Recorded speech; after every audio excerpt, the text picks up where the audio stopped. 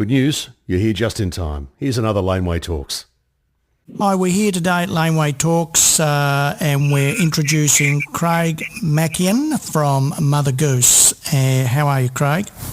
Did you introduce me as Craig Maciain then? Craig Maciain? Yes.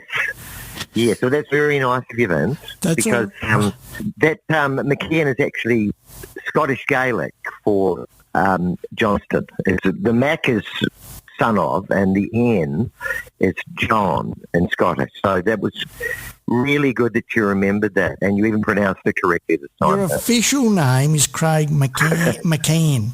No, my real name is Craig Johnston. The Maciain is Scottish Gaelic. All right. It's good that we just got that out of the way. Yeah. It's very complicated. Of course, I use Craig James for my solo stuff, which is one of my middle names. I know it's been very confusing for Laneway, and for most people I know. Right. Yeah, that's the whole story. All right. Well, let's start with where did you grow up, Craig? I was born in Dunedin in the South Island of New Zealand, hence the Maciain, because it's a very Scottish town. Yeah. And I was brought up in Alexandra, actually Invercargill for a year, and then Alexandra and Tierra Otago for my school days, basically. And so, so as you're growing up, at what age did you start to really discover music, Craig, where, you thought this is going to be my life? Actually, that's really easy because I was always singing along to the top 10 and stuff when I was a really little kid. But a lot of people at my age, I think I was 10 years old when my grandmother sent me the Beatles' "I Feel Fine" single. For my birthday. I was either 9 or 10. I'd already been singing sort of around the house and stuff since I was a little kid because my father was actually in the Invercargill Operatic Society, and he did live shows, which I used to go to when I was about 5 or 6. Yeah. And I'd seen my dad singing on stage. Which had a big influence on me, I think. But yes, it was definitely when I first heard the Beatles, that was just something clicked in my mind, and then my grandmother sent me "I Feel Fine," and I picked up an acoustic guitar and just started. I wanted to ask you that. Learning guitar. Yep. Were you, were you just a singer, or were you actually a musician first in the sense, and I know I can call a singer a musician too, but so was guitar your instrument that you took up at an early age? I was sort of a singer first, but I just sang along to all Beatles songs, and they were just the biggest thing. But then I picked up an acoustic guitar, and I got a few lessons and started strumming acoustic guitar. And then when I was about, after Hard Day's Night album, I think I was about 12. I was still at primary school, and I put a little band together called the Phantoms, which was just three 12-year-old boys with acoustic guitars. Oh, right. And we did all Beatles stuff. Yeah. And a couple of originals, which were really bad. Yeah. But and we used to play at restaurants around Alex. So yes, that was how I started off. Gotcha. And when I think I was 13 when I got the Sgt. Pepper's album. Right. And that just changed my life forever. So tell me. I don't think I even understood it really, but I knew it was just mind-boggling to me, that album. So was your school musical? Were you at a school where there was a lot of musicians, people that just loved music? I was at a school at a young age where quite a lot of musicians evolved from. And it was very exciting, and I still know a lot of them now. Was that the same for you? Not really, because I was in a town of 4,000 people. Yeah. This is real country New Zealand. So it was more rugby, really. Rugby's gone in New Zealand. So there was not a lot of musical stuff going on at my high school. It was a big high school because it covered all, like a really big area, except for Otago. But so there was a lot of people there, but there wasn't much musical action. So tell me, you're quite unique in that if we think about Mother Goose and, and how you conducted yourself on stage and whatever, you weren't just a musician. That's not just what you were. There was a complete visual. Now, if I could name a dozen artists who are huge and whatever, but all they do is they stand there and they sing or play the guitar, and that's what they do. They don't do anything. But yours had a third dimension to it. It really did. But that's exactly why we did it, because we'd all been in. At high school, I was in a four-piece sort of rock blues band when I was about 16. Yeah. And that was the same thing. We just stood there. I was singing then. That's before I became a drummer. So you were a drummer too? Yeah. Oh, fantastic. So, look, so I started off in guitar, but I'm only a rhythm guitarist. So I was never going to be a guitarist, in a rock band. But we all started off around about that age. The other guys were all in Dunedin, growing up at the same time as me, and they were all in bands, and exactly like that, exactly like black t-shirt, jeans, and you stand there and you perform. I think that's exactly why when we formed Mother Goose, Steve and I were about at university together called Biggles, and we got the gig to support ELO. Hold on. You're going a bit too far for me. So we've got the band at high school, right? Yeah. Now so then you go past high school, you get to uni. Is there anything else, or that's what it was? And then you get to uni and you start to meet members who are going to form Mother Goose. Sort of, but it took a while. When I first arrived in Eden, I'd been practicing drums for about a year. And when I first went to university, I hooked up with a guy who was a really good blues guitarist who was from Alexandra, and a bass player, and I played drums and sang. And the band was called Lodestone. And so for the first 2 years at university, I was playing in Lodestone, just Roy Gallagher covers and that Johnny Winter. I thought it might have been like stuff. Frankie Valli in the Four Seasons because you were the drummer singing. No, exactly. No, but actually, it's funny. Peter Gabriel started off as a drummer too. Really? And of course, Phil Collins and Jed Dennis, they both were drummers, of course, at the start. Absolutely. So I was playing drums for about 2 years at uni, and then I met Steve, the keyboard player, one drunken night in a bar, I think, the keyboard player from Mother Goose, and we put a band together called Biggles. I was still on drums and singing. That's a unique name, isn't it, Biggles? Yeah, I'm kidding. Biggles flies and and so Biggles was a forerunner to Mother Goose, yeah? Yes, it was really, because what happened is we got the support gig for ELO, who were playing in Dunedin at the Regent, and we thought we were all kind of bored with just being in a rock band in T-shirts and jeans. Yeah. And I don't know whether it was my early days of watching my dad on stage in Sinbad the Sailor, in outrageous outfits and singing things.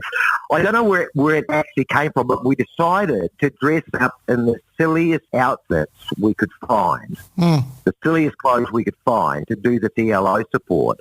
And we did a couple of mimes from Spike Jones to the City Slickers from 1940s, the Mazzy Dose, the Little Lassie, that sort of stuff, which we choreographed and did on stage, miming to them. I mean, you got guts, Craig. I've got to give it to you, because you're supporting a band that became one of the biggest bands in the world, and you decide on that support to take some risks and change exactly what you're doing, on stage. Yeah, and I know it was a risk because it's just not cool. It's not cool to do it. No. In the rock and roll world. No. And we knew all that, but I don't know, it was partly sort of Monty Python Scottish sense of humour.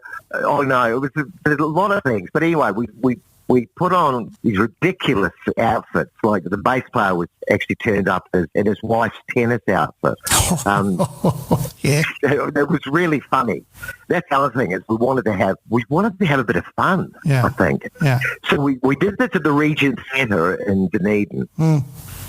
And the crowd actually loved it. Then we walked off stage, and this is a true story.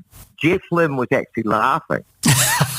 and he came up and shook my hand and said, that was fucking fantastic. And from that moment on, so I have met Jeff Lynne. I just wanted to fit that in as well. This is 1973, and ELO just got big, you know. Yeah. But Steve and I said, well, we're finishing university at the end of next year. Why don't we put together a professional band? What were you doing at uni? I was doing an honours degree in political science, and Steve was doing a commerce degree in management, I think. Yeah. Which I know sounds odd again as well. No, I'm a uni person too. Don't you worry about that. Yeah. So I actually did my honours degree, but I finished my English degree at the same time as I did my honours in Pol Sci. Yes. Because I probably should have done honours in English, actually, because of, just for writing purposes, probably. But I finished my English degree as well. Yeah. But from that moment, from the Biggles gig, Steve and I knew what we had to do, what we wanted to do. And then we wrote, so in our last year at uni, we wrote a rock opera together called Same Old Story, which was performed through the university, was performed at the Regent Centre again. So that's that's the real start. It's an important, it's an important little period that you've just gone through for us. That is the start of Mother Goose, really. Exactly. That's exactly where it came from just wanting to do something sort of anti-rock and roll style, really. It was, we don't want to stand on stage in dark glasses and black T-shirts and jeans and look as cool as possible. It just didn't appeal. So, so you've had the gig there. You've done the little bit of a rock opera. So what did you do? You all sat down, and was that the band as such then, or did you have to sit down and go? No, that was still recruit. That was still Biggles, right? But in our last year at uni, we were recruiting people, right? And we just went for the people that we'd known, like Pete Dixon and Dennis Gibbons, the bass player, had been at Bayfield High with Steve. Yes. So they'd all gone to school together. And they just happened to be two of the best musicians in Dunedin as well. So we already knew them, and they'd both played in a band with Marcel, who was the best drummer in Dunedin by miles. Yeah. So we actually started off with 2 drum kits, sort of like the Doobie Brothers too. So because I was still playing drums. Yeah. So we had two drum sets on stage, but I used them for about 3 songs, Yeah. And a drum solo where Marcel and I competed against each other. Oh, yeah, the traditional drum, I got to tell you honestly, being a drummer myself, I hate drum solos. But it was a done thing back then. You had to have a drum solo. No, but this was irresistible because I agree with you, but what we did was I'd run up on the drums and then do a really fancy drum fill, and then Marcel would do it twice the speed, and then I'd do something else, and then he'd do it but twice as good, and that went on for ages until I pulled out these giant drumsticks just smashed the kit to pieces. Sure. And then Marcel came into the William Tell Overture came on, and Marcel did this whole drum solo over the William Tell Overture. It's just too professional. Well, there's a question in this. When did you consider yourself professional? Was it when you did the support, or was it later on when you started going, right, we're going to form a band? And no, it was when we started rehearsals like 2 days after Steve and I finished our final university, and we didn't want to get a job anyway. Neither of us wanted to get a job the whole life. I'm very much the same mould. There was no way I was going to be in an office. No such thing as computers back then, but in an office just doing an office day job. That was never going to happen. So that was that was almost my main consideration. Really, is that I sort of looked at my father being town clerk of Alexandra. And I just looked at my parents and thought, and my mum was a librarian. I thought, I just don't want to live my life like that. Now, Craig, let's think about this. And some people will laugh at us when we're talking like this and they listen to it. So you say your dad's the town clerk. So you know what the personification of what comes to mind with all of that is. So I go to work. On a hot day, I wear short pants and long socks and black shoes. I have a tie.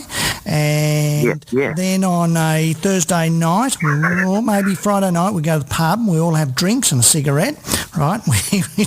And then you come home and, you know, there's the wife is at home and the children, and we sit around and we'll have our little meal, okay? And then you might sit down after that and smoke a pipe. And it's like, man, it's just not on the cards. It's never going to happen. The horror. The horror.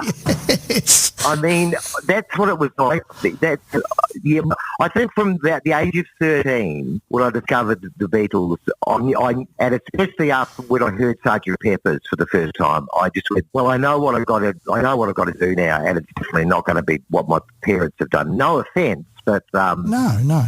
I just want to. I guess it's road less travelled. Well, you know, something exciting and something with freedom. Like you had to wear your uniform and go to the pub on the same day every week. That just horrified me too. I just thought I just want the freedom of actually never getting married as well was something for me. Just so I could be free my entire life to do what I want. Well, I must say, you know, there was the pun, sex, drugs and rock and roll, and it's true when you're in the music business, and it's fun every step of the way.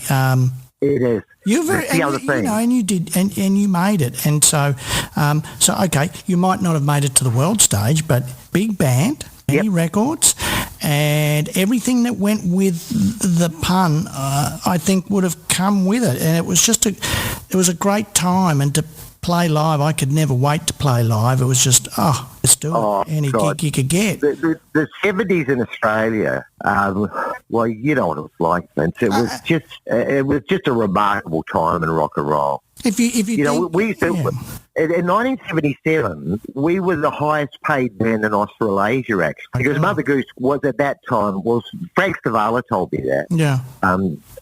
So I guess it's true, but you know, we were you play the Village Green on a Wednesday night, be a queue of 800 people out the door when you got there. I think, but as you know... And that was the same, it was the same for everyone, like Chisel and Angels, everybody in the late 70s. But I mean, you've got to put in perspective, Craig, I totally get that, but we lived in a time when there wasn't distractions, or there wasn't enough distractions to get you away from, say, going to the Village Green or wherever. So you could go to a gig Wednesday, Thursday, Friday, Saturday, and sometimes Sunday night. But today, there is so many distractions. Sunday afternoon at the Prospect Hill. Prospect on a Sunday. And there's so many distractions for younger people these days that you have to make decisions. Oh, would I go and see that band, or should I be on my phone, or should I be on a computer game, or should I be watching, you know, a Netflix movie? There's all these extras that have come in to what we call entertainment. But I know. But what hasn't disappeared is that sensation of going to see someone live on stage form music and you know, make it sound so good. And that hasn't changed, but it has for the amount of people or the amount of gigs because of the nature of what's available to them. But, you know, we did, and I hate saying back in the day. Yeah, but what else has changed too, Vince, is that in the 70s and 80s, rock and roll was the centre of our culture. Yeah, absolutely. You know, that was everything. Like you said, people went out 4 or 5 days a week and saw great bands. It was the centre of everything. Now, well, social media and gymnasiums. I think it's called Tinder, isn't it? Yeah, I think you pick up a date on, because I don't know anything about Tinder, but from now what I'm learning from people that are using it, it's the pickup I think it's the pickup for the night. And it's like, what's going on here? Mind you, it could be easier than the old nightclub thing was, but yeah, well, that's the trouble is, well, not being in a band, it wasn't, Craig. No, exactly. So let's get back to... They were great days to be in a rock band, though. Those days have gone. Well, let's go. And like I said, rock and roll is not the centre of culture anymore. It's social media and gymnasiums. That's correct. Gymnasiums are young people. Yeah, you're right. Gymnasiums. Hotels now. Yeah, on every street corner. But I want to drag it back to Mother Goose. So what we've done... Right. Mother Goose, you finished uni, you're rehearsing 2 days after finishing university, and you're rehearsing for Mother Goose. Have you got the band together yet? Yes, we're just waiting for Pete Dixon to get back from Auckland, where he's playing in a band with Kevin Stanton called Transformer. But apart from that, by the time Steve and I finished our degrees and finished our finals in 1975, see, my memory's going now. Mine is too, don't worry. Yeah. What was your name? Maciain, I think. Maciain. Yeah, that's it. So the band, so you got the band together, you're rehearsing. Yeah, so we got Maciain and Dwarf, the rhythm guitarist, who had been a friend of mine in Dunedin for about 4 years. So the second guitarist, and he was the first person we asked because he's hilarious. He's a really funny man, and like I said, we wanted to have fun. And but how long are you rehearsing for, Craig? Was it a couple of months? So then Pete gets back from Auckland and he's straight into the band. He's really excited. And, of course, Marcel and Dennis have both seen Biggles at the ELO concert, of course, and they just loved what we did. So we went into rehearsals in September, October 1975. And I'm in rehearsals. We locked ourselves in the Dunedin Highland Pipe Band room for about 6 weeks, 8 hours a day. It was really full on, especially when you're drinking at night, That's a lot of work. That's a lot of work. Oh, yeah. So we did a hell of a lot of work. I can't remember exactly how we came up with the name Mother Goose, but it sounded stupid. It sounded very un-rock and roll. It sounded sort of theatrical, I guess. So we all agreed on the name, and then we said to everyone, now everyone go home, come back tomorrow wearing the silliest things you can find. And I actually went over to my Auntie Phyllis's house and got a purple outfit and a pink hat. And everyone just got these ridiculous things, which made us laugh because we were rehearsed in these costumes and we just looked ridiculous. So essentially, which is exactly what we wanted. Yeah, Mother Goose are there getting ready. Right. So we rehearsed the whole thing for 6 weeks solid. Where's your first gig?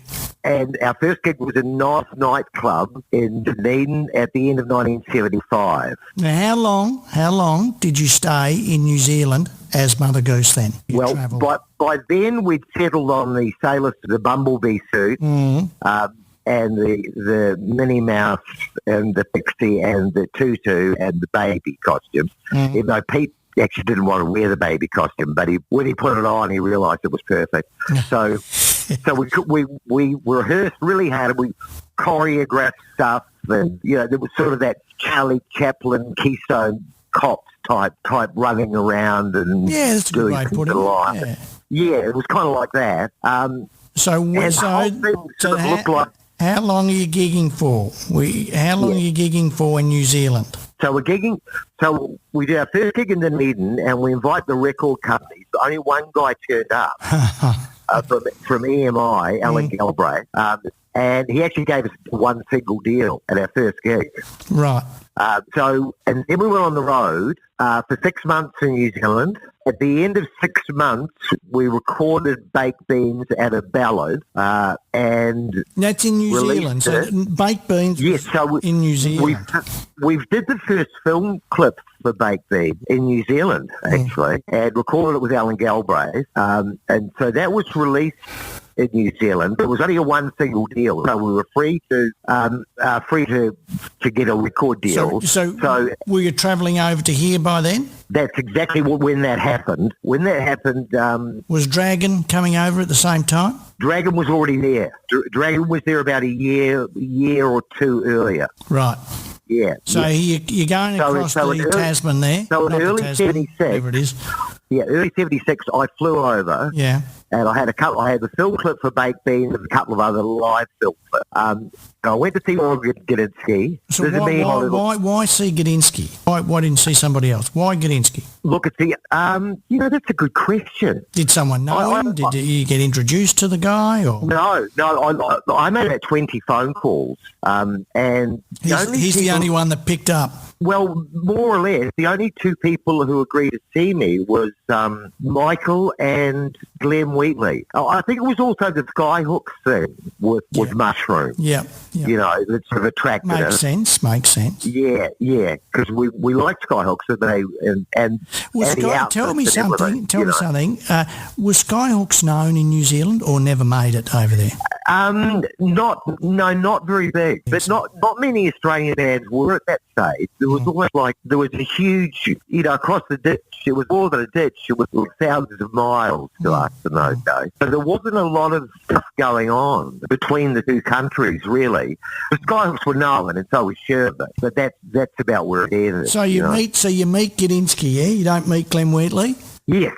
So I came to Melbourne, really nervous with my little briefcase and not knowing what the hell was going on. Well, I'll tell you, the little briefcase, very interesting you should bring that up, because when I went to work for Mushroom first, for Michael, who used to come past my office every day was Red Simons with a briefcase, okay? Really? Yeah, this used to happen at least three times a week.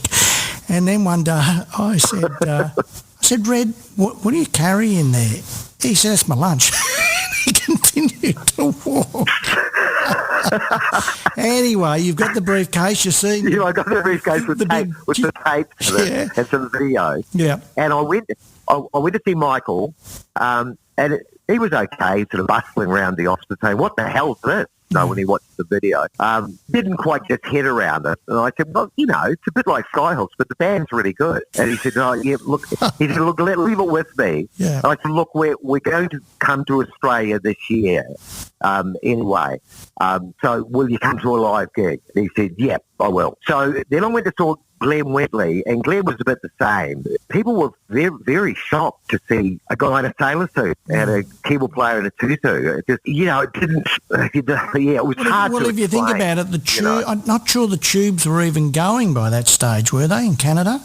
And that probably is close as that shock kind of show. Exactly. Like yourselves. I know it was a different show, but it was still a shock show. I actually spent a whole night in a room at the Chateau Marmont in LA with Ree Styles from the Tube. Terrific band. They were amazing. And they were a big influence on us, actually. Wow. Early Tubes. And I still reckon the Completion Backward Principle is one of the best American rock albums of all time. Look, I did... I put out I packaged up the Night Moves and sort of Andy Durant. I did all those, EP'd those for DVD. Anyway, I was putting together the Night Moves, and I found on some old tapes we had some Tubes footage, which was terrific. Now, this is how the story goes. So I wrote over to them, and I got the lawyers to write to them, and the singer came back, and he said, I've never seen this footage before. He said, yes, of course you can use it, And oh, wow. And what happened was the whole thing together, and I forgot about it. What's his name? God, his name. Oh, I've forgotten his name. I've forgotten it. Ree Styles was the girl. But well, I forgot to add it to the Night Moves DVD compilation. Anyway, I was so upset about that. Is it on the Night Moves compilation? No, you didn't. It's not. I forgot to put it on there. I got to the end of it and we'd packaged it all up. I went, I forgot to put the Tubes on there. It's for that. Anyway, you put us on it anyway. Did I put you on there? Yeah? Yeah. Yeah, oh, great. Yeah, See If I Care, and all right, there's about 3 songs on there. There you go. See, I was looking after you right from then. I didn't know you. Thanks. So you're still looking after me, Ben. well, fantastic. So therefore, so Glenn's the same. So you all fly over here. So Glenn's sort of the same, and so Glenn says to me, "But look, would you like to go and see Little River Band tonight?" And I said, that'd be great. Yeah. And come backstage. Yeah. They were on at the Dallas Brook Theatre. So I went to see them. It was when Johnny had joined? No, it was when... No. This is 1976. Right, so Glenn Shorrock still. Rick Formosa. Rick Formosa was the guitarist. Yeah, terrific guitarist. It was Glenn singing. And he gave me 2 tickets, but I only needed one. But I went to the gig that night at Dallas Brook, and I was absolutely blown away, blown to smithereens. Went back to New Zealand, said we've got to rehearse for 3 more months. And we've got to get to Australia. Yeah, and we're going to Australia. Right. So you get...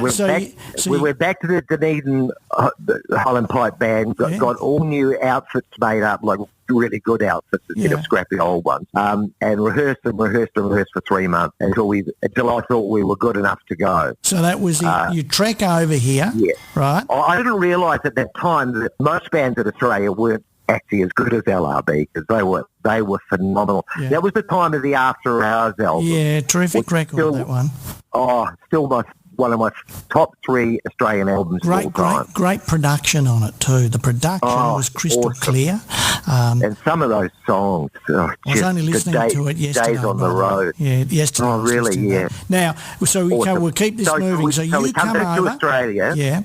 Yep, come back to Australia. We actually landed in Brisbane, and they confiscated all our gear because we didn't have. You're supposed to get clearance for a PA and drum kits. So that was all confiscated. So we had about a month. It took us about a month to get that out of the customs.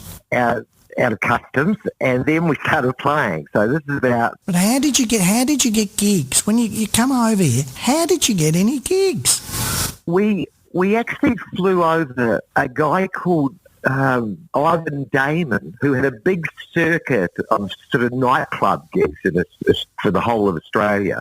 We flew him to Christchurch and played a gig at the Aranui, which was just jam-packed.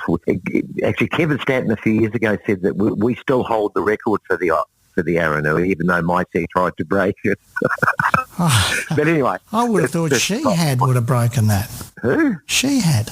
Pacifier. You better look that up, all right? Well, she had. Okay. All right.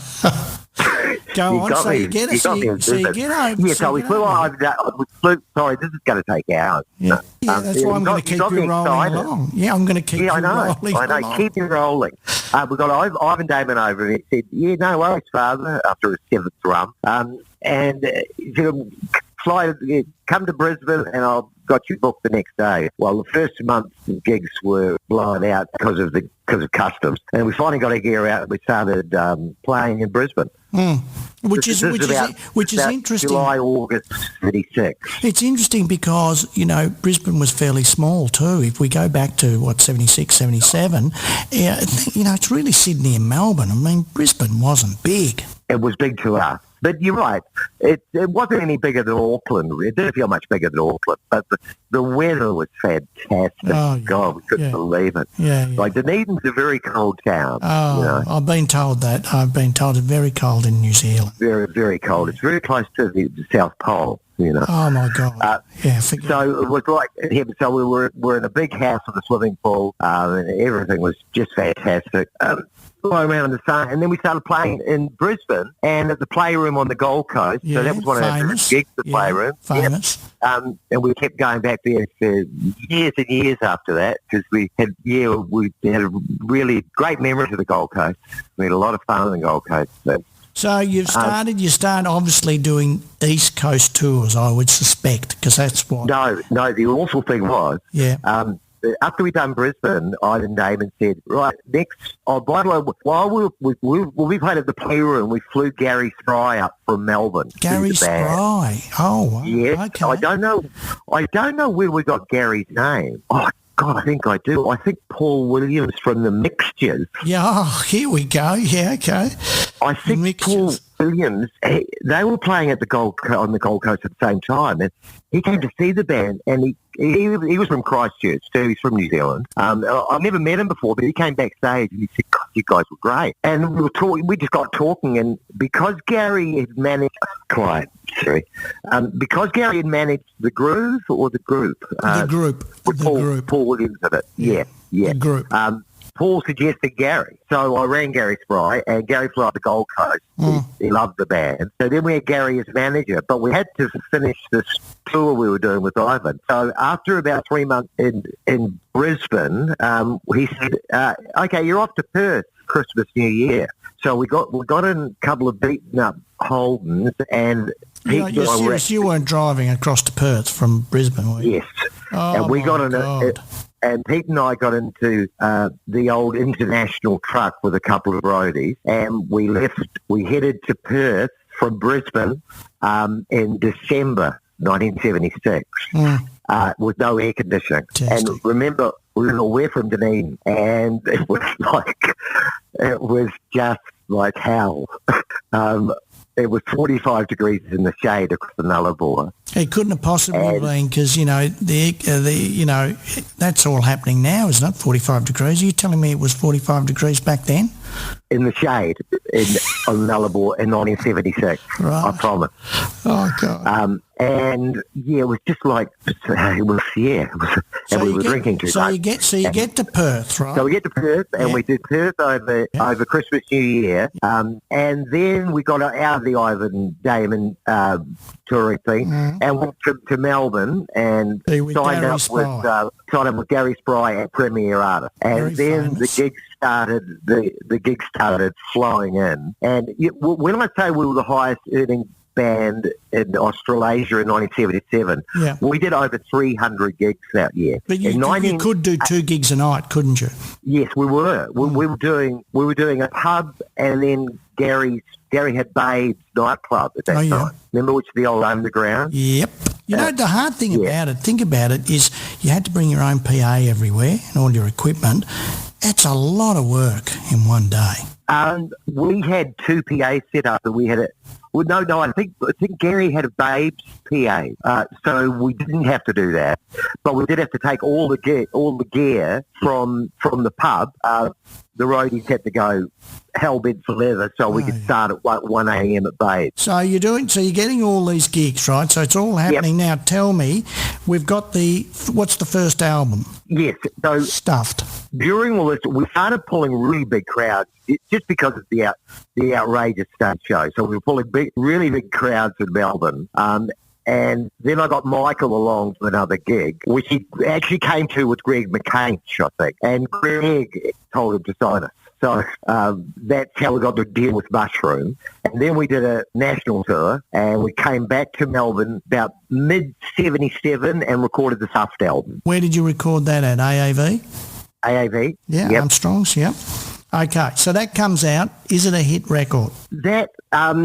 That album went into the top 20 in Australia, and Baked Beans in the top 10 across Australia. I just found out about 5 years ago that Duff sold 19,970 something albums. And it was when a gold was 20,000. After that, and then it went up to, was it 30 or 50? No, 30. Yes, it went up to that before. We only needed to sell 30 more albums at the time. Unbelievable. And I wish I would have told us that, because I would have bought. But and I rang Mushroom about it in the early 90s and said, but it sold. Because of CD sales, and it sold way more than 20,000. Absolutely. And they said, no, we can't now because it's 50,000.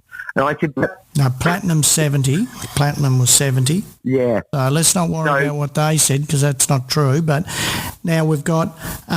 So we've got Stuffed happening. Why? Yeah. I want to ask you, because you signed to Mushroom for Stuffed. Yes. Why the next album... Don't Believe in Fairy Tales, correct? Yep. Why is that not on Mushroom? It is. But as a signed band? Yeah. Well, we only did a 1 album deal with Michael, I think. Yeah.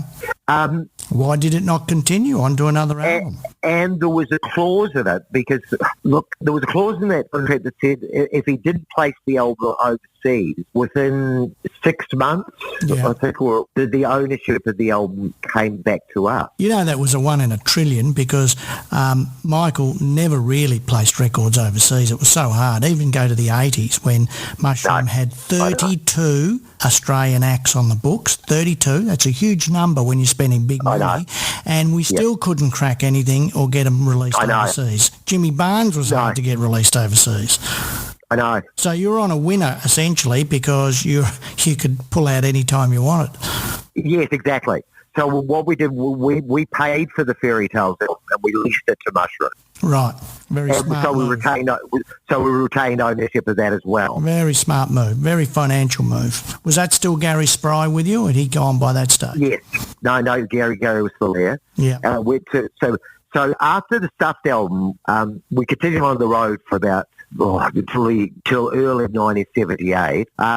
And we were, we've been on the road for a year and a half, just about a year and a half then. Yeah. But we were very excited about going overseas.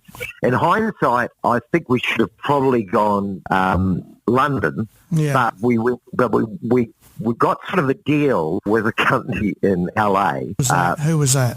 I'd rather not mention their name, actually, just in case. But let's just say it was the wrong company to sign with. Oh, there was a lot like that. Yeah, the old Casablanca days. I think a lot of the underworld was involved and all those things.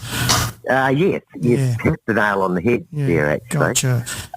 So what happened? Brian cut Darren Cott would have been able to tell you a lot about that too. But anyway, we were probably we probably rushed this. But, we were a bunch of overexcited kids from Dunedin, New Zealand, we just wanted to keep it rolling. So we went to LA in about mid-1978. Yeah. And we got met at the airport in limousines, 2 big black limousines by this company, and driven up to a house in the Hollywood Hills. Oh, my God. Three-story house in the Hollywood Hills. Oh, fantastic! Just down below the Hollywood sign. Yeah. And there was like 14 of it, crew and girlfriends, and it was like a circus. So we're all in the 3-story house, and they gave us keys to a little 16-track recording studio, and they said, just write some songs and do what you like. Knock yourself out and come out with a hit record. Well, yes, which is exactly what, and basically come out with a hit record. Yeah. Which we try to do as those 78 demos you've just mastered for us. Oh, have I mastered some for you, have I? Yeah. They were from that little studio called City Lights. So now, hold on, I need to get this correct. So you're another band, and I do this every time I'm interviewing someone. So there's a whole album recorded, never released. No, they were just demos we were writing for the. They sounded pretty damn good to me, my friend. Better than demos. I know. Well, I think we went close to a couple of singles there, but they were just rough demos. But they, everyone. For everybody listening, I don't want you to think we're talking here some kind of garage band demos. These are very well crafted songs. In this day and age, they'd be more than adequate for a full-on release. So that's what he's talking about. Okay. That's very nice. Yeah. But a couple of them I thought were pretty good. And the I almost said their name. The company quite liked them. So what happened? So tell me what happened. Why didn't you put them out? What was the story? They offered us a record deal for 2%. Oh, one of those great deals that happens, Yeah. The majors usually do that. They give you these deals, and then they, give you 2 cents. Yes. And that was after about 5 months of living in Hollywood Hills too. So we already owed them quite a lot of money. Oh, another old right. So what happened? No. We said no. Then we were playing the Starwood in LA the very next night. We were about an hour before we went on stage. I saw AC/DC there the night before too, actually. Really? That's another thing, yeah. So it was a really good club in LA. About an hour before we went on stage, Gary Spry got a phone call at the club saying it was someone from CBS Records who wanted to see him. So he rushed out all excited off to this meeting with someone at CBS. And about 5 minutes after he's gone, 3 guys from the company in question walk in with a briefcase. Yeah. Really big Italian guys. It wasn't a say that, go on, yeah. Violin case, was it? No, it wasn't a violent case, luckily. But it was a steel briefcase. Yeah. Put the briefcase down. We were all changed and ready to go on stage. Opened the briefcase, put the recording contracts back out, and said, "Freddie's willing, not his real name. Freddie's willing to forgive you guys for everything. We just want you to sign the contracts now, and we'll just get on with the job." And I said in a rather shaky voice that we weren't going to sign it. Exactly the same contract. Did your vocal go down a bit? No, I won't sign. I won't sign. My vocal went up a lot. Yeah, up even higher. Yeah. I don't think so. We don't want to turn up without our manager being here. And he said, this little guy with a cigar said, "You don't ever have to see your manager again." Well, what did you do? Your jaw dropped, did it? Yeah. And Freddie's willing to forgive you. And I said, "No, we can't." And everyone else just looking at the floor. Yeah. Slammed the briefcase closed, and that's the last we ever saw of them. Yeah. Gary got back from the CBS meeting. There was nobody there. Hold on a minute. How did that gig go that night? Really well. Oh, that's good. That's what I wanted to know. No, we were great. Oh, fantastic. We were more excited than ever. So it was really, you know how it used to look like a silent movie, Mother Goose. It was just so, it was even faster than that. Yeah. Because everything was, I've just told him I'm not signing, and then you've got CBS calling, and so, you're on fire on stage. You know, Marcel was doing 10 drum solos that night. Yeah, on fire, and I think it was also because we wanted to get out of town as quickly as possible. Yes. So what happened? We'd had enough. We'd had enough by then.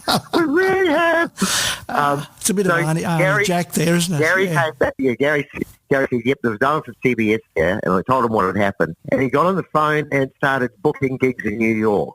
I would have thought he'd say, "Here's the van. Let's all get in. We're getting out of town now." Yeah, what he did. He said, "We're going to New York." But he had to book gigs, so we rang a booking agent that Gary sort of knew in New York, and about 5 days later, we left. We drove to New York from LA. So what happens? Gigs? We started gigging in LA, but what we didn't realise was that the guy who Gary rang to book the gig was also a close friend of the people that known as Freddie. Yeah. Yeah, people known as Freddie. When we got there, we had about 5 gigs booked. 4 of them said, "We don't want you to get your gear out. We don't want you." And then it come from Freddie. The last gig we went to was Great Gildersleeves in the Bowery. Yeah. And believe it or not, Hell's Angels were headquarters were just around the corner. They'd actually heard about Mother Goose from Hell's Angels Australia. Right. I know that sounds ridiculous because we don't really seem like a bikie band. But they were welcomed with open arms at this Great Gildersleeves club. They didn't own the club, but they did security and they were there all the time. You know. So we sort of got a residency at the Great Gildersleeves, which was great because we played there like 3 nights a week. So and then go straight for the airport, get out of town. Well, yeah, we were a little concerned with that. But we were there for a reason. We were trying to get a record deal. So how long did you stay in New York for? About 4 months, right through winter. My God, 4 months. So you're gigging right through this? Yep. So we did it. Yeah, we did a few gigs in New Jersey. We did the Body Shop in New Jersey with. Was it? Were punters? You know, was it really starting to happen or not really? It was. We were pulling. We got to play the Bitter End and Tracks and all the good clubs in New York, and we even got it right up in Variety that said we were great, and there was a bit of talk about it, and Paul Stanley and Ace Frehley came to see us a couple of times, and I got to chat to them about it, and the Hells Angels offered us protection from the Freddies, which is really good too. And then we didn't have to talk like that anymore. So we were doing quite well there, but we were running out of... Would you never answer the phone if the phone rang? Don't answer that phone! No, Gary did though, but we never heard from them again. Yeah. So 4 months on. So 4 months on, you decide you're coming back to Australia. We got a meeting with Sid Bernstein too. He managed John Lennon for America and stuff like that. Right. And he liked the band, and he sort of said he'd represent us in New York. But he was very old at that stage, actually, and I don't think he really did anything. But we got a couple of we got a few record labels to come and see us. One was Earl McGrath from Rolling Stones Records came to see us because he heard we did a great version of Painted Black. But he came to see us, and unfortunately he was sitting at a table sort of close to the stage. And Dwarf the Bumblebee used to like running along tables and things. And on this particular occasion, he ran along the table at front of stage. Didn't slip, did he? And the whole table broke in the middle. Fantastic. And he, right in front of Bill McGrath and his wife, all the drinks and everything. Oh, no. We still laugh about it to this day. That's time to leave town, isn't it? It's time to leave town. I know. All the champagne and stuff went all over them, and they walked out into scuff. And Dwarf broke the neck off his SG as well. Oh. And he was still laughing. He was still laughing, and the whole crowd was laughing hysterically. Oh, my God. As people did through Mother Goose gigs. But that sort of messed that up. So in the end, our visas ran out, and we're not sure if that, or there was also a bit of pressure from the Freddies over that. Yeah. And we ran out of money. So it's on a plane back to Australia. Now, could you actually, I got to say it honestly, were you even still known here? Because that's what happens when you go away for 6-12 months. That's like I said, Vince. We left. We shouldn't have left Australia. We did. We should have hung in another year or so, I think. Yeah. But we were just overexcited about everything. Everybody would be. I was 22 years old. Yeah. I just wanted to keep going. And you're right. Everyone was at that time. And so our crowds had dropped when we got back. Because this is now early 1979, so it's almost a year. Punk's really set in too, hasn't it? Punk rock. And that as well. Yeah, but there's still, Chisel was huge, and the Angels, and that was still, this is 1979. It was all at its peak, really. So, but we had to sort of build the crowds back up over the next 3 months. And then we recorded the Fairy Tales album at Richmond Recorders. Famous recording studio.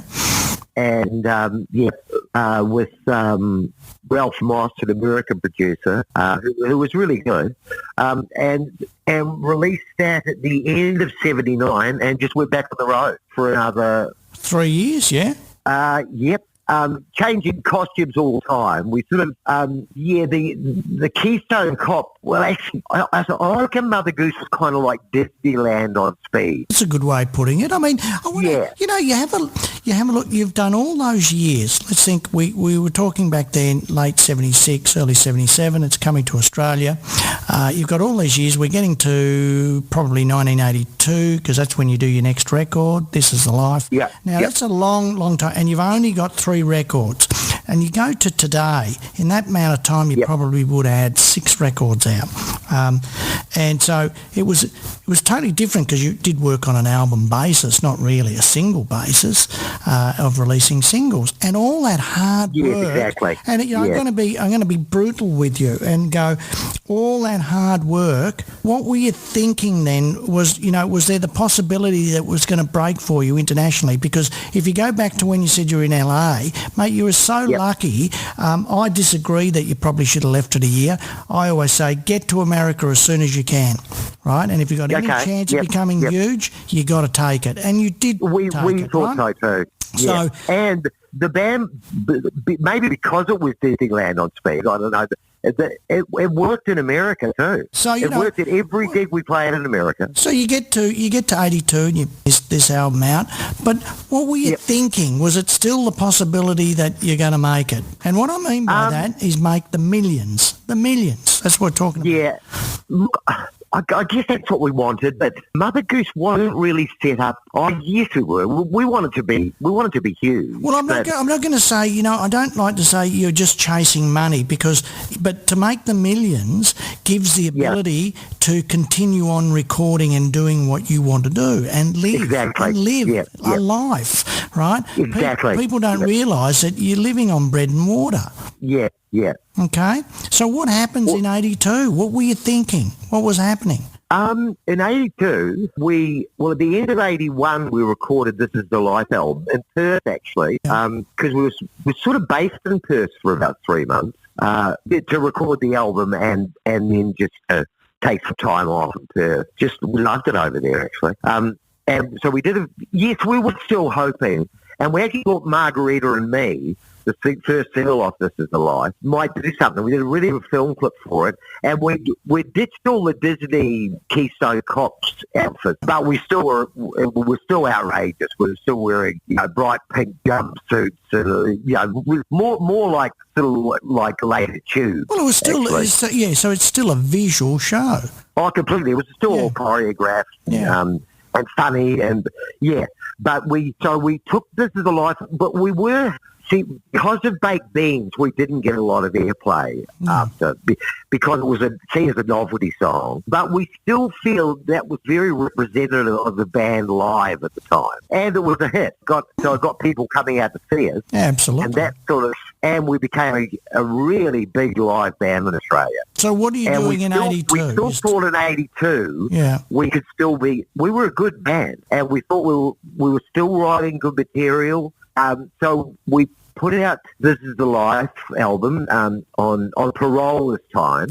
Parole. Parole put out The Boys. Remember The Boys? Yeah, Boys from Perth. Yeah, same label.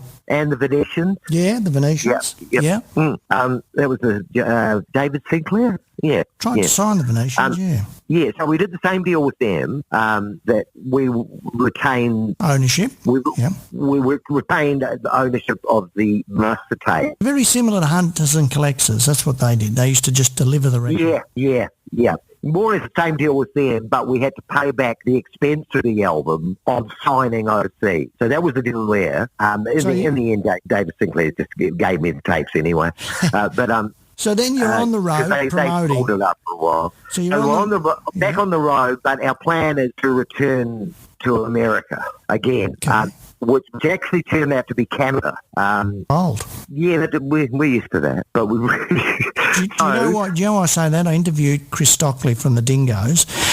Yeah. And they ended up, after the Leonard Skinner debacle, and whatever, and they were managed by the same management company, and they went to, I think, Vancouver or wherever in Canada, and he said, I had to get out because he was up there with country radio, Greg Quill, and he said, I had to get out. He said, I couldn't handle the weather. It's too cold. He said, that's it, I'm never going back. He said, I couldn't live in England. It's too cold.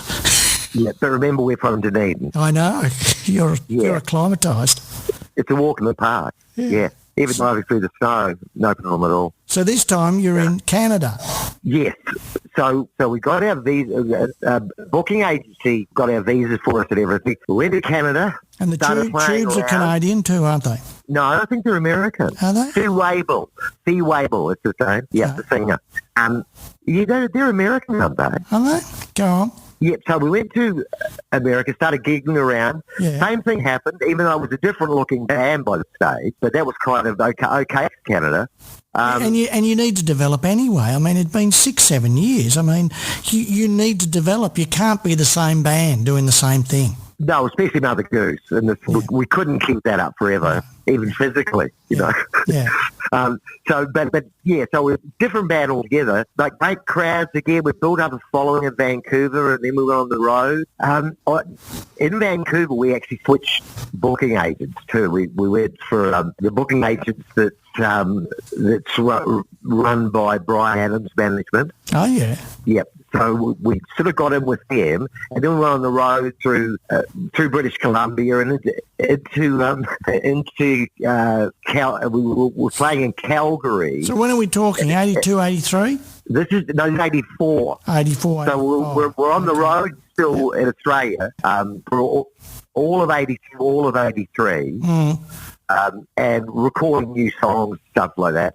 But 84, this is a life. we go to Canada. This is a life didn't sell very well. Yeah. But one single off it got a lot of airplay. It's weird. It was towns like Newcastle and Wollongong. We had huge crowds there. It was because the Lonely Girls was actually getting airplay off that album. So that sort of kept us going and kept the crowds up. And so at the end of 83, we started to think, let's give it another go. So it turned out that Vancouver was the kind of the best place to go all around. And our management at the time, which was Boulevard, but they had some contacts in Vancouver. Oh, yeah. But I don't want to talk too much about that. No. But anyway, we're on the road through the snow. We get to Calgary and Edmonton. We're actually playing a gig one night and getting good crowds, and it's going really well. We're thinking there's something happening here, and if we can get a record deal in Canada. Yeah. And also we were planning to fly some people up from LA to see the band. And we thought this would be a great place for us to live. We love Vancouver. And we thought if we can score a deal in Canada, we'll live here, no problem. So what happened? So we're in Calgary playing, and a guy. Calgary's in the middle of nowhere. You know, it's like a guy from the immigration department turns up and said we're working on illegal visas because we switched booking agencies. Yeah, you're effed over again. Yeah. So what's the story? You got to leave Canada? We had to go. The whole band had to drive down to Seattle, States. Yeah. And renew our work visas from there. Yeah, because you've got to be out of the country to do it. So, okay, so let's keep this moving. So we do that. So you go back to Canada, yeah? Yes. So you start working. But what's happening is so the crowds are building. We can only get 1 month at a time. Oh, right. So that's, I know. We know where this is heading already. Yeah. You can't work on that basis. We went back, did more gigs around Vancouver. Yeah. Got Brian Adams' manager down to see us, but he passed. Visas ran out again, and we're running out of money again, to be honest. So I actually wanted to stay, but I got outvoted on that and understandably, understandably because it was another hopeless situation. It's just one of those things. So I came back home, back on the road again in Australia, and it just. December of that year, where 85. No, December of 84. Yeah. So we've been in Vancouver. We've been in Canada about 3 months. Back here on the road. Did some more recording in Melbourne. Then back on the road. Then driving back from Kalgoorlie in a Tarago, Kalgoorlie to Perth one morning at about 4 a.m. The band breaks up. Exactly. I said, does anyone else, do you reckon we should break up? Martel said, can we? So that was that was it. So we played out, actually strangely enough, we played all the gigs over Christmas, New Year in Perth, which is exactly where we'd been in 76. And we never really officially broke up, but we said, let's give it a miss. So does everybody go back to New Zealand or stay in Australia? Pete and I and Marcel came back to Melbourne, so did Dwarf eventually, but he stayed in Perth for a while. Join any other bands? No, Dwarf never did. He always expected to Mother Goose to get back together again, which is really strange because we always used to tease Dwarf about the fact that he never actually officially joined. He was always like, yeah, I think I'll join. And that went on for about 9 years. So what does everybody go off and do? Get a job? So no, God, no. Steve went back to Dunedin and started up a video company. So I guess he did sort of job. Started up a video company. They kept writing songs. And Dennis eventually did his bass player, eventually went back to Dunedin. He started up a tiles and architectural windows company. But Pete and Marcel and I I came back to Melbourne and formed a band called Sport of Kings with two other guys. I know that band. If we put something out of... No, because tapes were fading in and out. Oh, yeah, gotcha. You remember that. Oh, I've heard, but, yes, I've heard look, we're still going to talk about that, though. Yeah. Because there was a really good band musically. So and those demos do sound pretty good, actually. It's just that the tapes were a bit too damaged. I know. So we had Sport of Kings going, and then we supported Queen at the entertainment centre. So I saw you. Yeah. Yeah. So I have been kissed by Freddie on the lips, but not the Freddie I was talking about earlier. And we went out. Pete and I went out every night with Brian and Roger too into the underground and got really pissed. It was really fun. I mean, that's a one in a million. That's great, isn't it? Oh, it was fantastic. Yeah. So okay,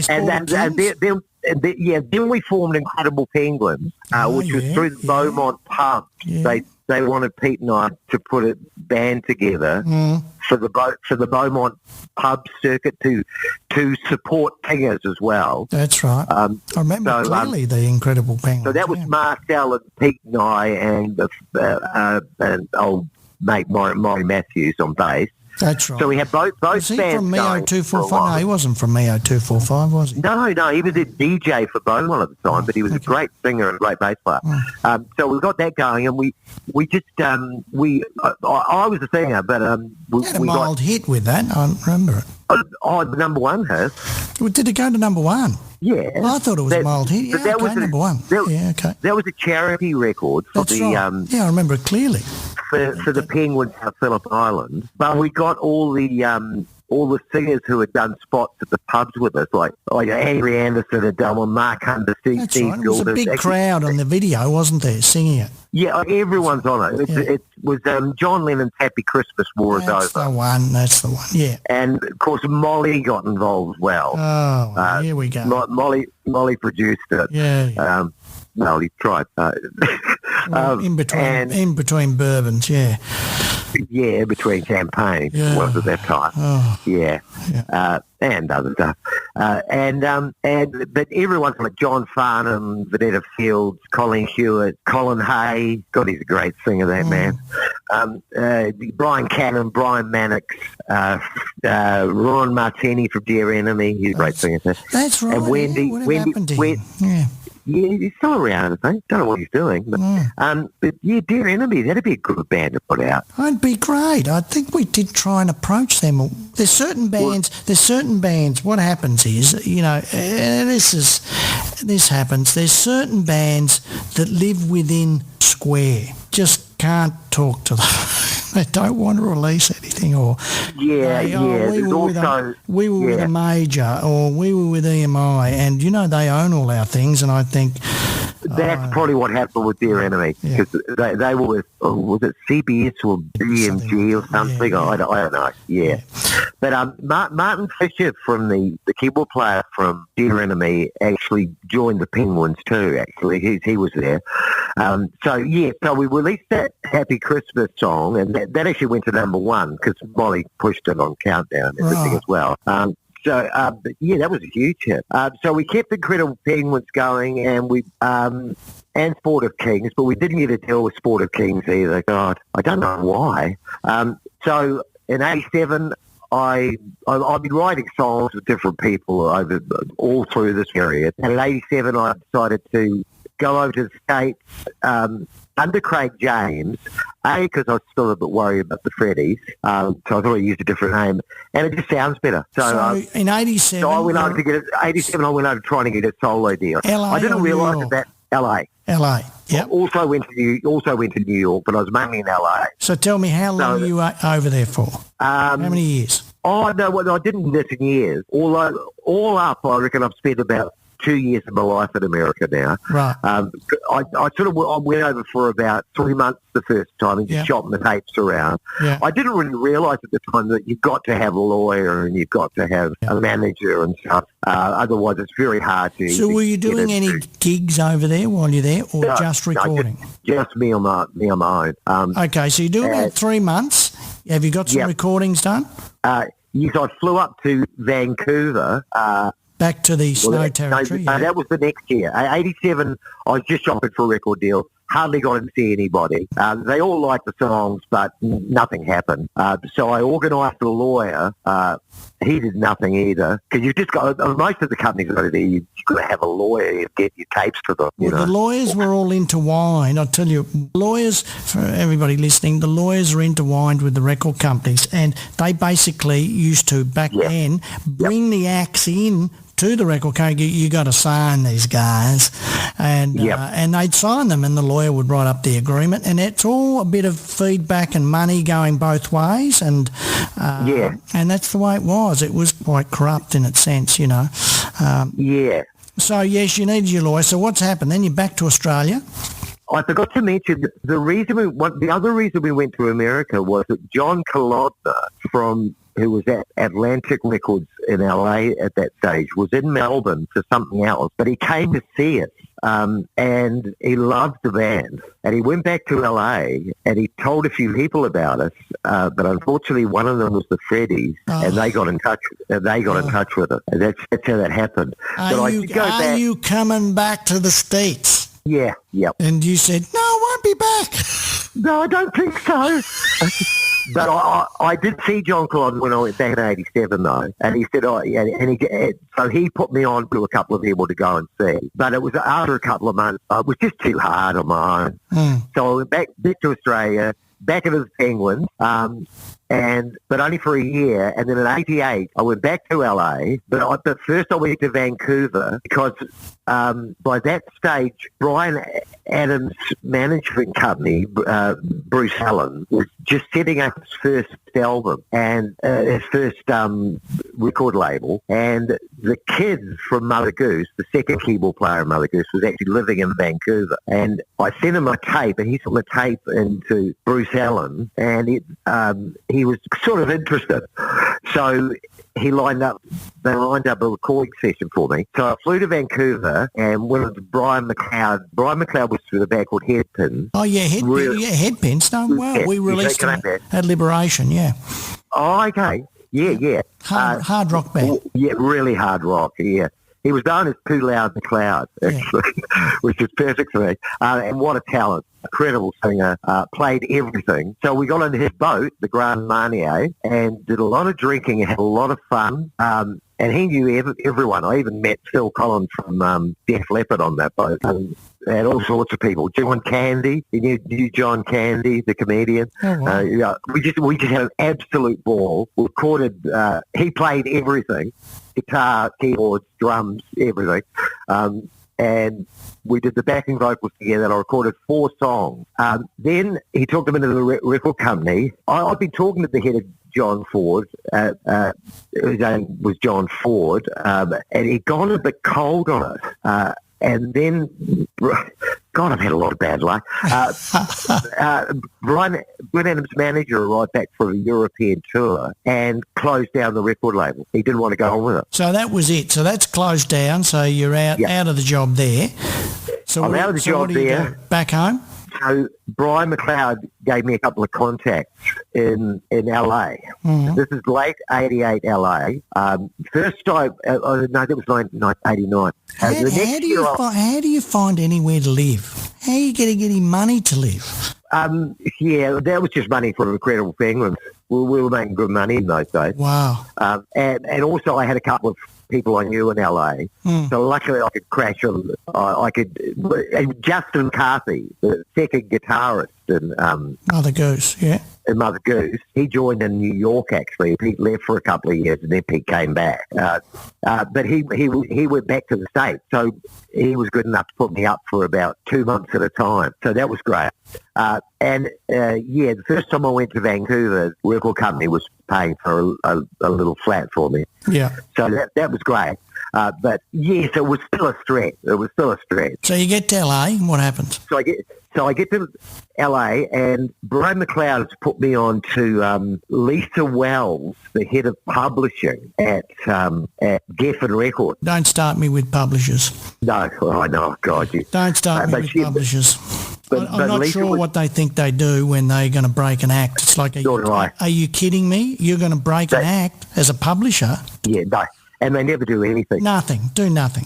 Nothing. Absolutely nothing. They never placed one of my songs, never done anything. And luckily all the publishing's still free for the Fairy Tales album. And no, Mushroom has still got the publishing for Stuffed, have they? For Stuffed and Fairy Tales. So you're unrecouped. Yep, but nothing ever since. Yep.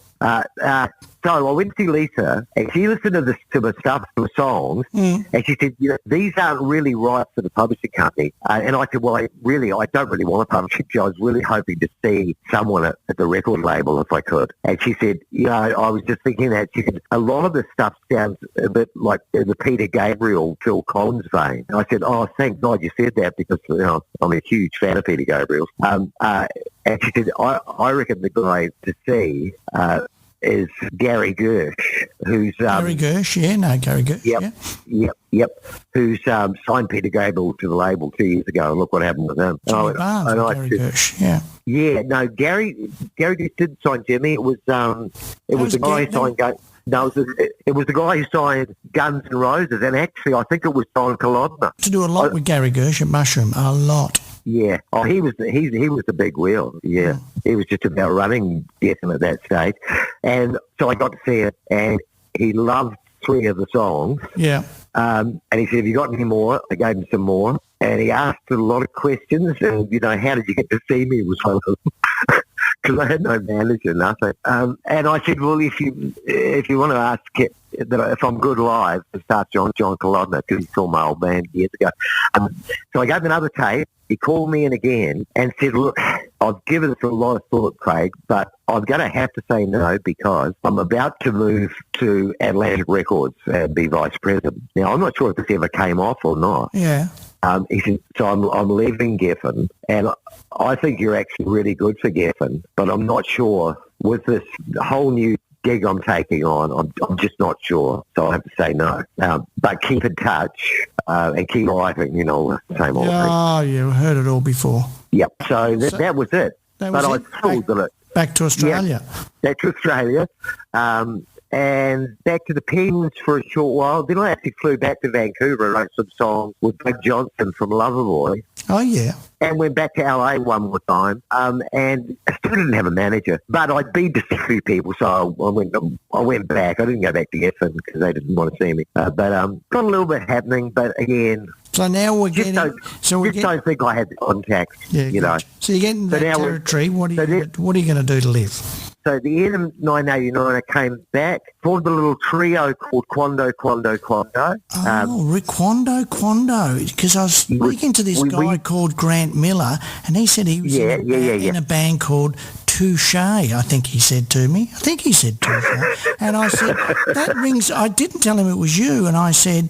There's this guy told me he was in a band called Quando. I said, think about that. Touche, Quando. Grant was doing. It was all sequenced. The keyboard player had everything sequenced or programmed. Yeah. And Grant and I sang, and Grant played percussion and sang, and we all sang. So you're making plenty of money with Quando. We were doing really well with that. Yeah. We played. Remember Joey's in South Yarra? We played there 3 nights a week. Yeah, I remember it well. But we were doing 6-7 nights a week. And that was like 1990 till about 97. So so that's it. That's what you're doing. And what happens? So that's it. What happens after 97? In the year 2000. Yeah. In January the 1st, 2000. Yeah. I was playing in the Baker Boys in Darwin with Pete from Mother Goose on guitar and Martin Fisher on keyboards from Dear Enemy and Peter Leslie. In Darwin. Yeah, in Darwin. They had a residency in Darwin in the same pub. I can't get excited about that one. No, well, I used to go up for like 2 months at a time. And so did Brian Mannix and Ron Martini and we just did it in rotation. But on that night, I think it might have been New Year's Eve. You decided this was 1999. Yeah, actually a German backpacker, who would have been about 21 years old, walked up to the stage and yelled at me, "Play Small Cons of Water!" And this is New Year's Eve coming into the year 2000. And something just broke in me, and I thought, actually, I can't do this anymore. I mean, they're yelling, a 21-year-old German just yelled out the same song he'd yell out when I was playing in a band in Dunedin in 1975. 73.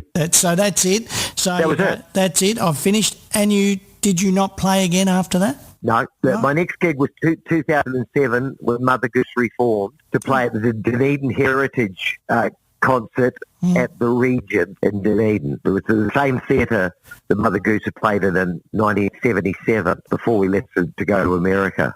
So what are we? So you've essentially retired. So what can we expect from Craig Maciain? Look, I sort of disappeared for about 10 years, and I didn't write any songs or anything. And I did a few trips around the world and went to places that I'd always wanted to go to, and then just hid. And I didn't want to know about music. But the Mother Goose gig in 2007 sort of got me back into it. But still I haven't done a lot of gigs since Darwin in 2000. Yeah. And probably never will again because I'm too old now. Well, what's that album, Lost Songs, 2020? What's that? Yeah, but that's in 2017. I got to remaster all the Mother Goose albums. Right. So the Lost Songs album, the fourth Mother Goose album, is songs from 1983 to 84 that were recorded at Platinum Studios. Right. And at festival studios in Sydney and places like that. In the last year and a half, Mother Goose, last 2 years. So I remastered the Stuffed album in 2017, and then over the next 3 years, I remastered the Don't Believe in Fairy Tales album and the This Is the Life album, and then in 2020, I think it was, wasn't it? Yeah. Remastered all the songs that had been in my cupboard 1984. And this is where we get to now. This is where we're at. Yeah, that's up to now. So is there anything new coming from Craig Maciain? Yes, from Craig James Johnston Maciain. Yeah. Maciain. Yes. Look, the first album, As You Know, Vince, is already out on Laneway. Craig James, Waiting for Utopia. But that's all songs from 86 to about 89. Those songs I was telling you about I wrote in Canada and States and Australia. Yeah. And that's all from there. The next Craig James album are songs that I wrote between 1990 and about 95. When can we expect to release? When can we expect to release? I'm remastering that as we speak. Yeah. And I've also been writing some songs. Oh, my God. Are you serious? Yeah, so we've got some new stuff. I just got back into writing songs with my remasterer buddy, actually, Johnny Nowes. Yeah. In 2020, we wrote 3 songs together. We haven't mixed them yet, 2 years later, but he's coming around here in a couple of weeks' time, and we're going to hold on. Let me get this right. And in 2020, go on. And 2020, I wrote some new songs, just getting back into it. But now I'm working with Grant Miller from Quando Quando and Def Rhymes. Touche, yeah. Yes, from Touche. Yeah. And we've almost finished 2 songs, and there's about 3 or 4 more on the go. I can't So wait. that's my project at the moment, which will be under a band name. I'm not sure what yet. Probably Touche. I say touche to you. Touche to you with a little handkerchief. You know? So for everybody listening, there's actually, when you think about that, it's quite a lot coming out then. So there's the things you wrote with your mastering buddy, and that was in 220, which you've still got to mix. I mean, that's been nearly 3 years, so you better get to mixing those. And then we've got the new Touche stuff happening, which another 4 or 5 songs, yeah? Yes. We're working on those at the moment, and I'm actually enjoying writing songs again, which I thought I never would. That's fantastic. Look, to get those creative juices happening, Craig, and just enjoy it for what it is. Yeah, exactly. And I never stopped writing. I'm always writing. But over the last, 25 years, I'm still writing little bits and prose and poems and stuff, which I'm using a few of those for the new stuff. They still work. I see what... And I co-wrote 3 screenplays during that time off too. Oh, okay. So I've always been writing physically, I see what Marcel's doing, and I see Marcel is just constantly working day in, day out. That guy never stops. Well, he's writing songs with Dennis, the bass player from Mother Goose. Oh, that's Ricky. Is that Ricky Orbit? Is it? Ricky Orbit, yeah, and there's some great stuff on there too. Yeah, absolutely. And it sounds great. Oh, I agree with you. I think it sounds. I've got it on one of our playlists. It's fantastic. And Steve's still writing songs. Look, some of them are fantastic. I don't know. I keep telling him to send some to you. Well, you should got to record it properly. Okay. Well, you should recommend us, and we'd love to. I have time and time again. Yeah. So, well, look, it's been great talking to you. We've been on the phone now for an hour and 40 minutes. I know. Look, I was really excited about it. Well, I'd like to talk to you again probably in 6 to 12 months and see whether any of these songs see the light of day. So we've got another Craig James album to come out. And we've got more, let's call it today, more contemporary songs from today because they're written today. So potentially we could have 2 albums from you. Yes, yep. Oh, fantastic. And thanks for giving me a deadline. Oh, that's because I take way too long. Well, I don't want to die. Anything. I don't want to die before I hear them. I mean, me neither. I'm no spring chicken. Well, how do you think I feel then?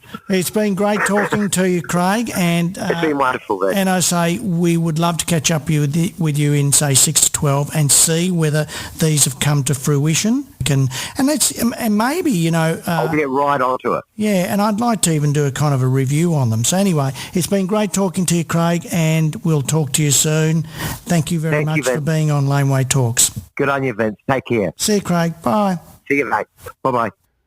Well, there you have it, another Laneway Talks. If you enjoyed that, just search Laneway Talks for more great conversations. G'day folks, Mark Allen here and the Ox, David Schwartz. And we've started a brand new podcast called A Couple of Blokes, A Couple of Beers, and we just chew on the fat. Couple of Blokes, Couple of Beers with Ox and Marco. I'm thinking about whitening my teeth just so when I smile. There's a new episode every Wednesday. Have you got a weight issue? Of course I do. It's a stupid loaded question. A Couple of Blokes, Couple of Beers with David Schwartz and Mark Allen. I'm eating the kids' Maltese. You're eating their Christmas present. I am a piece of garbage. Listen wherever you get your podcasts.